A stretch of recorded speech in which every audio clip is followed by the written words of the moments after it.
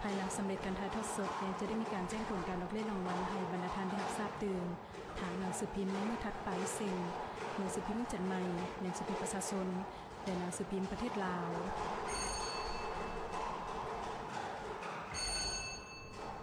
ขอขอบใจน้ำคณะกรรมการขอให้พนักงานออกเลขรางวัลได้จับเอาหน่วยบานและนำไปวางไว้อยู่บนห้องหับอยู่ที่ตำแหน่งหลักพัน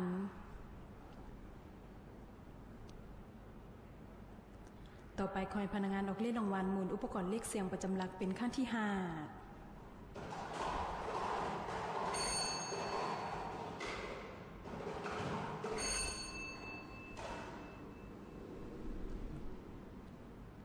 หน่วยบานหมายเลขเสียงประจำหลักขั้นที่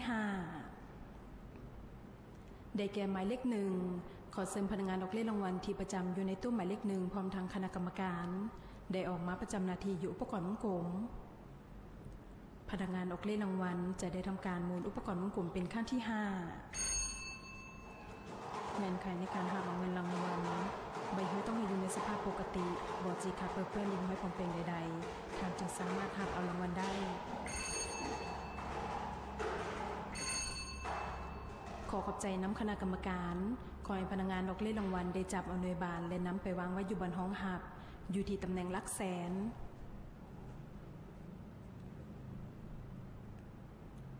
และหน่วยบานหมายเลขเสียงประจำหลักก็เหลือเพียงหน่วยเดียวเท่านั้น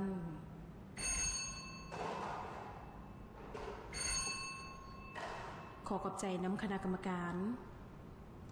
หน่วยบานหมายเลขเสียงประจำหลักครั้งที่6ซึ่งเป็นครั้งสุดท้ายได้แก่หมายเลข4ขอเชิญพนักงานออกเลขรางวัลที่ประจำอยู่ในตู้หมายเลข4พร้อมทั้งคณะกรรมการได้ออกมาประจำหน้าที่อยู่อุปกรณ์วงกลมขอเรียนเชิญคณะกรรมการได้ย่อคันยกเพื่อเหตุให้หน่วยบานตกลงมาสู่บนห้องหับทางด้านนอกขอเรียนเชิญขอขอบใจน้ำคณะกรรมการขอให้พนักงานออกเลขรางวัลได้จับเอาหน่วยบานและนำไปวางไว้อยู่บนห้องหับอยู่ที่ตำแหน่งหลักห้อยในขณะนี้หน่วยบานทั้งหน่วยบานก็ได้ถูกทำไปวางไว้อยู่บนห้องหับตามตำแหน่งที่โจกเสียงได้เป็นที่เรียบร้อยต่อไปคอยพนักงานออกเลขรางวัลได้จับเอาหน่วยบานและทำการไขหน่วยบานเพื่อเสนอผลการออกเลขรางวัลอย่างเป็นทางการ